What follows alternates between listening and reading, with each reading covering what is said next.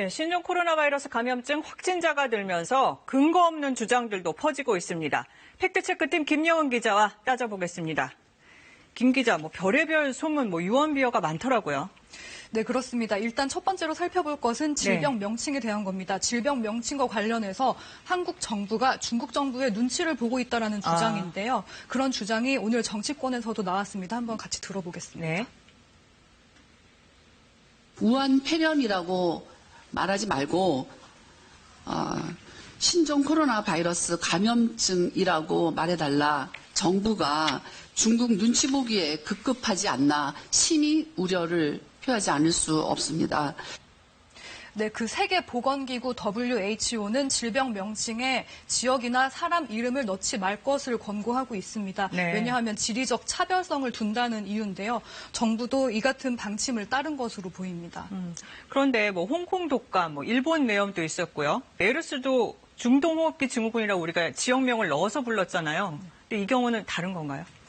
일단 지역명을 병명에 넣지 말자라는 지침이 만들어진 것은 2015년입니다. 그런데 말씀하셨던 그 메르스 같은 경우에는 중동에서 시작된 게 2012년입니다. 네. 그러니까 WHO의 권고가 나오기 전에 유행했던 질병들이고요. 네. 그럴 경우에는 명칭을 뒤늦게 바꿨다가 혼란을 부추길 수 있기 때문에 기존 명칭을 사용하도록 허용을 하고 있는 겁니다. 네.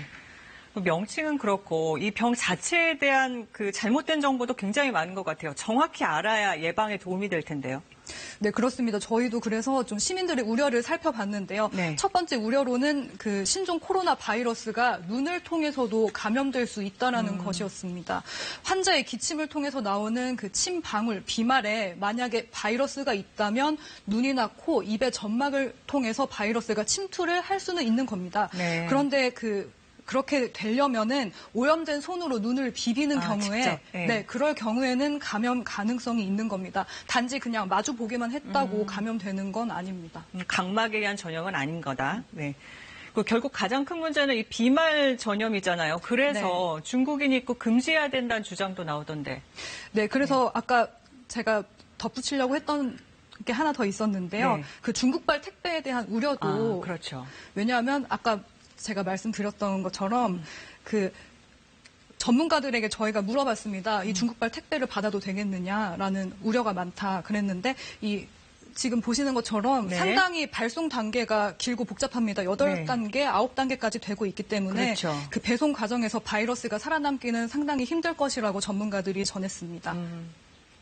그리고 그 입국 금지 같은 경우에는 그건 어떻게 되나요? 그 청와대 청원을 봤을 때 닷새 만에 50만 명이 넘게 동의를 했습니다. 네. 그러니까 상당히 그런 요구가 있다는 건데요.